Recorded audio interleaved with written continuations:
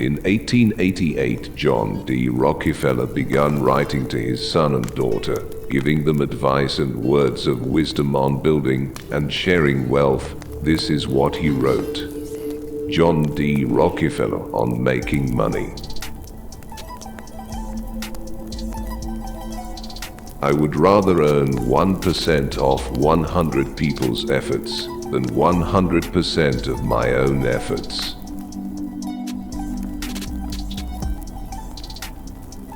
In all times past, the weak man in the competition dropped out and was lost sight of.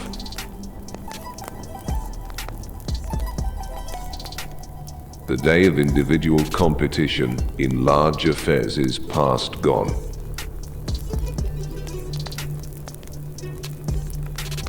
I don't want a nation of thinkers, I want a nation of workers.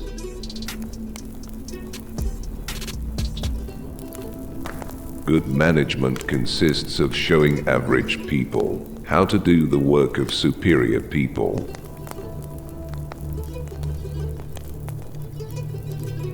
The growth of a large business is merely a survival of the fittest.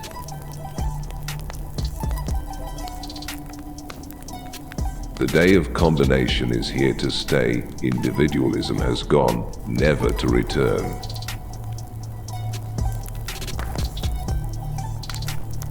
When a man has accumulated a sum of money, accumulated it within the law, the government has no right to share in its earnings.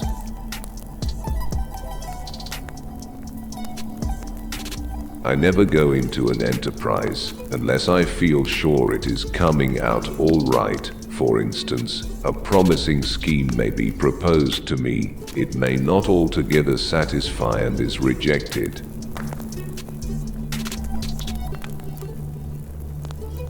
It is not always the easiest of tasks to induce strong, forceful men to agree.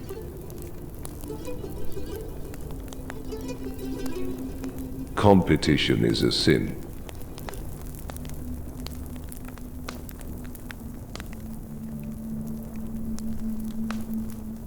It has always been the policy of the Standard to keep silent under attack and let our acts speak for themselves.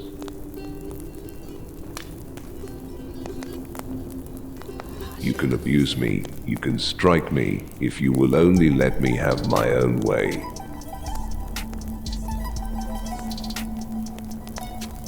It is one thing to stand on the comfortable ground of placid inaction and put forth words of cynical wisdom, and another to plunge into the work itself and through strenuous experience earn the right to express strong conclusions.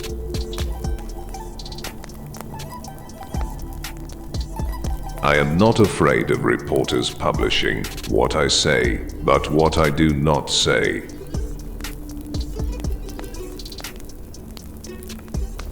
A man so busy cannot be always right. We are all bound to make mistakes at times.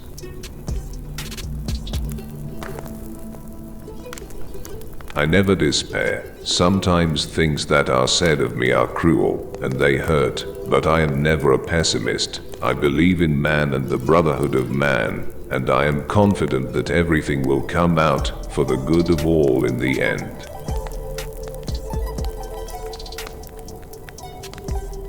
No matter how noisy the pessimists may be, we know that the world is getting better steadily and rapidly, and that is a good thing to remember in our moments of depression or humiliation.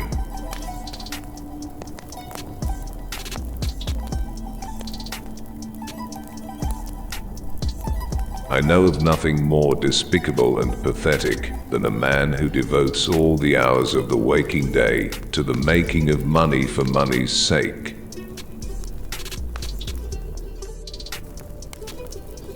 The way to make money is to buy when blood is running in the streets.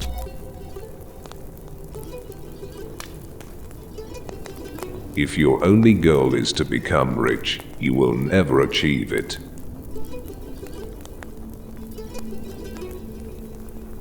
A A man's wealth must be determined by the relation of his desires and expenditures to his income. If he feels rich on $10 and has everything else he desires, he really is rich.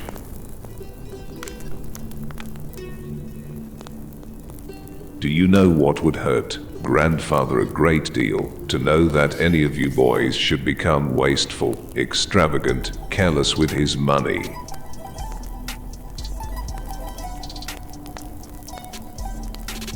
The impression was gaining ground with me that it was a good thing to let the money be my slave and not make myself a slave to money.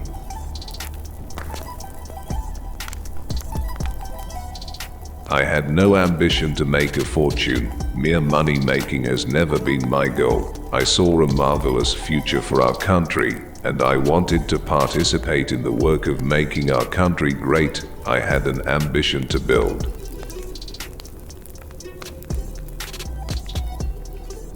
You will find money the best of friends, if not the best friend you have.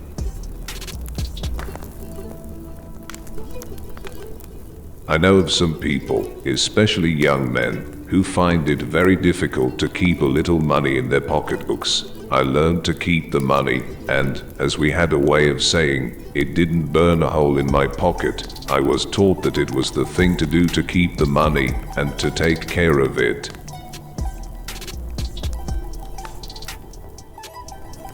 Every right implies a responsibility, every opportunity, an obligation, every possession, a duty.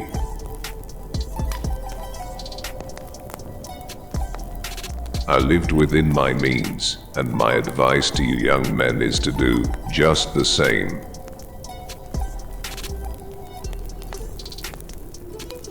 It has always been our policy to hear patiently and discuss frankly until the last shred of evidence is on the table, before trying to reach a conclusion and to decide finally upon a course of action.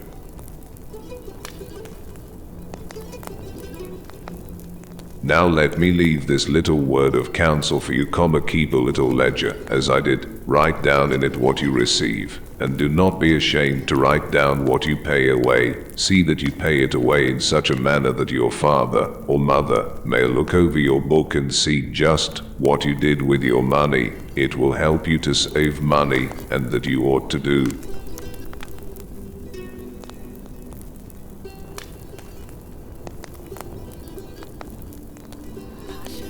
It is wrong to assume that men of immense wealth are always happy.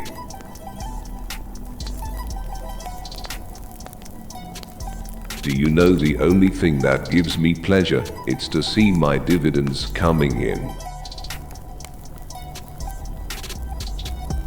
I was early taught to work as well as play. My life has been one long happy holiday, full of work and full of play. I dropped the worry on the way, and God was good to me every day.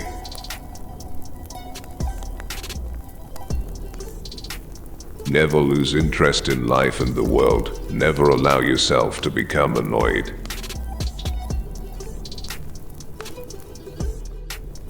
The road to happiness lies in two simple principles. Find what interests you and that you can do well, and put your whole soul into it, every bit of energy and ambition and natural ability you have.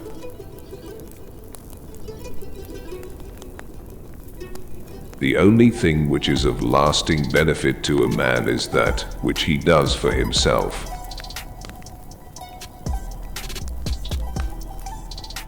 I regard it as of the greatest importance that the man of business should guard against his business monopolizing him to the exclusion of all other fields of life.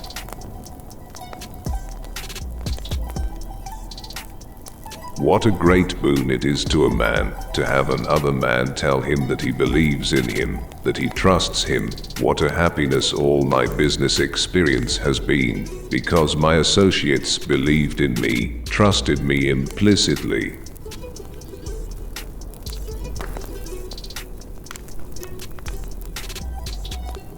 God gave me my money.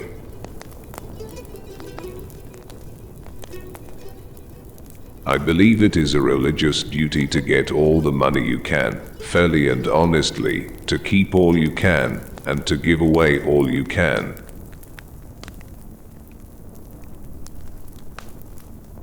Charity is injurious unless it helps the recipient to become independent of it.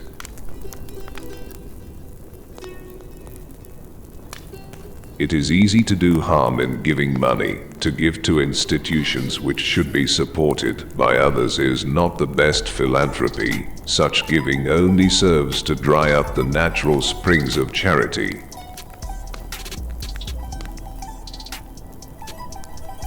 After it is all over, the religion of man is his most important possession.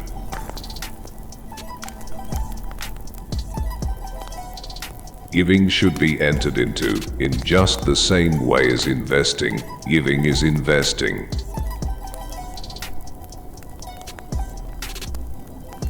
If combination to do business is effective in saving waste and in getting better results, why is not combination far more important in philanthropic work?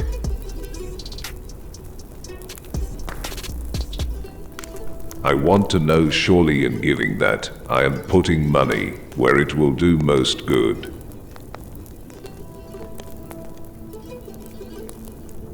The kind of man I like is one that lives for his fellows, the one that lives in the open, contented with his lot and trying to bestow all the good he can on humanity.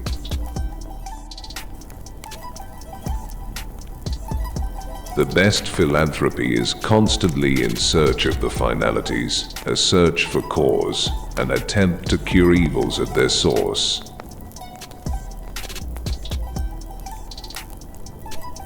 Go carefully, be conservative, be sure you are right, and then do not be afraid to give out, as your heart prompts you, and as the Lord inspires you.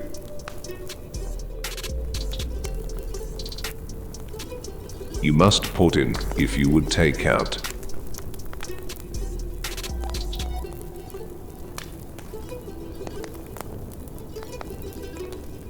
The most important thing for a young man is to establish a credit, a reputation, character.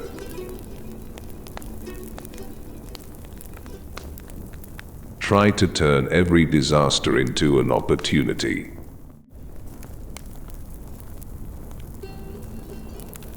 Oftentimes the most difficult competition comes not from the strong, the intelligent, the conservative competitor, but from the man who is holding on by the eyelids and is ignorant of his costs, and anyway, he's got to keep running or bust.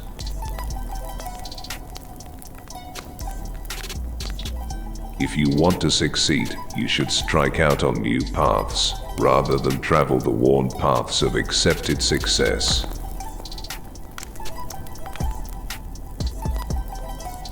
Study diligently your capital requirements and fortify yourself fully to cover possible setbacks, because you can absolutely count on meeting setbacks.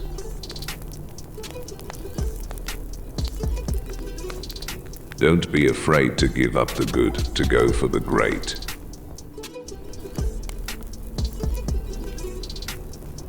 Next to doing the right thing, the most important thing is to let people know you are doing the right thing.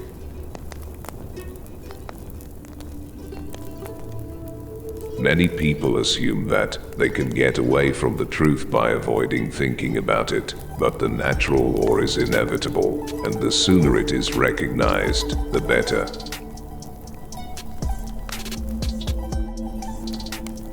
I would rather hire a man with enthusiasm than a man who knows everything.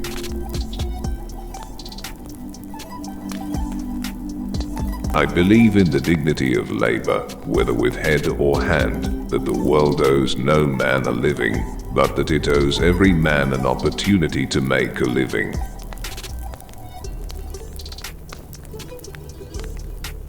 A friendship founded on business is better than a business founded on friendship.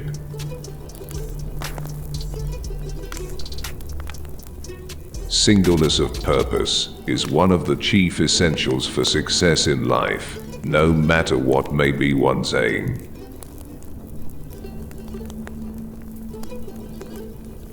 I believe that thrift is essential to well-ordered living.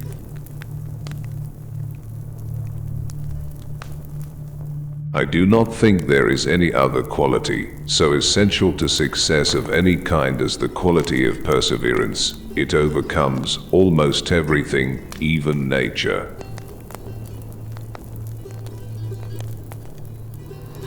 The underlying essential element of success in business affairs is to follow the established laws of high-class dealing, keep to broad and sure lines, and study them to be certain that they are correct ones.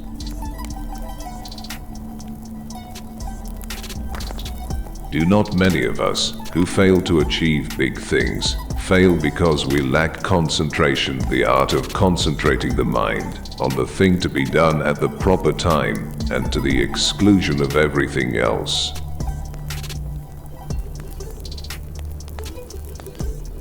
It has always been my rule in business to make everything count.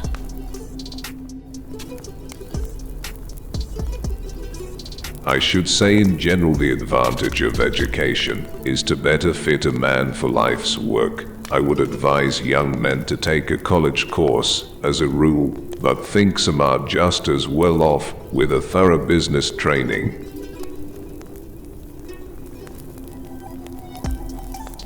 It is very important to remember what other people tell you, not so much what you yourself already know.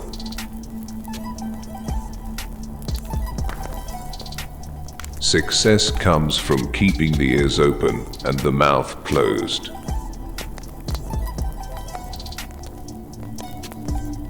Save when you can and not when you have to.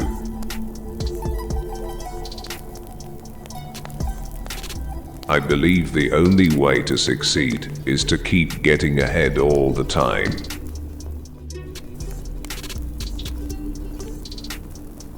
Don't even think of temporary or sharp advantages. Don't waste your effort on a thing which ends in a petty triumph, unless you are satisfied with a life of petty success. Be sure that before you go into an enterprise, you see your way clear to stay through to a successful end. Look ahead.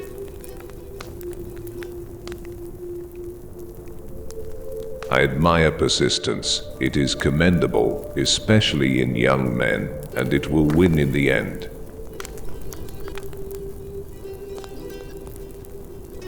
Do not be discouraged. I had many refusals. I did not give up.